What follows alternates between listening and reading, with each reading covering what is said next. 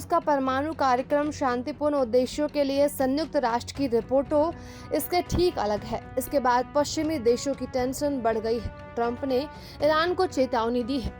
बताइए कि अमेरिकी राष्ट्रपति डोनाल्ड ट्रंप ईरान पर भड़क गए हैं। उन्होंने चेतावनी दी है कि यदि वह परमाणु कार्यक्रम पर अमेरिका के साथ नया समझौता नहीं करता है तो उसे भारी बमबारी के साथ साथ सेकेंडरी टैरिफ का सामना करना पड़ सकता है। और एक न्यूज को दिए गए इंटरव्यू में ट्रंप ने कहा कि यदि वे समझौता नहीं करते तो ऐसी बमबारी होगी जैसी उन्होंने पहले कभी नहीं देखी होगी। इंटरव्यू में ट्रंप ने यह भी संकेत दिया कि ईरान पर सेकेंडरी टैरिफ लगाए जा सकते हैं जो उन देशों और कंपनियों को प्रभावित करेंगे जो ईरान के साथ कारोबार करते हैं।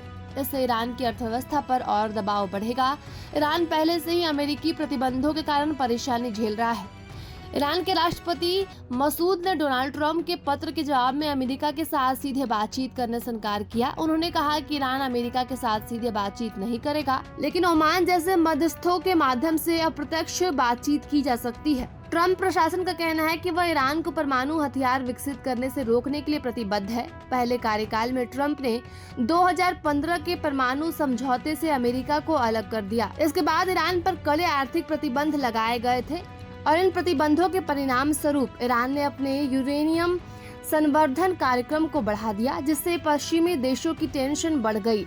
ईरान के परमाणु हथियार विकसित करने की संभावना ने टेंशन बढ़ा दी है। साल 2018 से दोनों देशों के बीच तनाव बढ़ा है। बताया कि गाजा में इजराइल हमास युद्ध में ईरान समर्थित समूहों के नेताओं पर हमले भी शामिल थे और वर्तमान में अमेरिका यमन में हूथी विद्रोहियों के खिलाफ हवाई हमले कर रहा है और ईरान के परमाणु कार्यक्रम के खिलाफ संभावित सैन्य कार्रवाई को लेकर अभी चिंता बनी हुई है। बताया कि अमेरिकी राष्ट्रपति के पत्र पर ईरान की ओर से दिए गए जवाब से ट्रंप गुस्से में है और इससे अमेरिकी और ईरान के बीच रिश्ते और बिगड़ने की खतरा बढ़ गई है। और जैसा कि हमने आपको बताया कि ईरान ने ओमान के जरिए अमेरिकी के साथ अप्रत्यक्ष वार्ता की संभावनाएं पर हामी भरी है। ईरान के राष्ट्रपति मसूद ने कहा कि ट्रंप के पत्र के जवाब में हमने साफ कर दिया कि दोनों पक्षों के बीच प्रत्यक्ष वार्ता की संभावना नहीं है, लेकिन इस बात पर जोर दिया गया कि अप्रत्यक्ष वार्ता का रास्ता खुला है।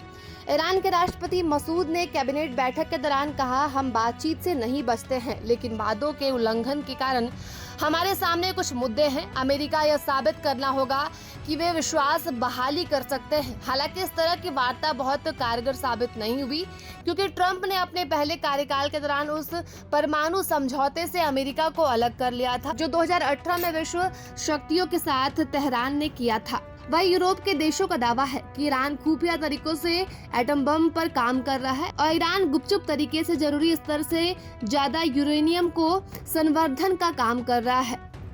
हालांकि ईरान ने यूरोपीय देशों के आरोपों को सीधे नकार दिया। ईरान का दावा है कि उसका न्यूक्लियर कार्यक्रम पूरी तरह से शांतिपूर्ण उद्देश्यों के लिए है। प्रभातखबर.com, विश्वास वही, रफ्तार नहीं।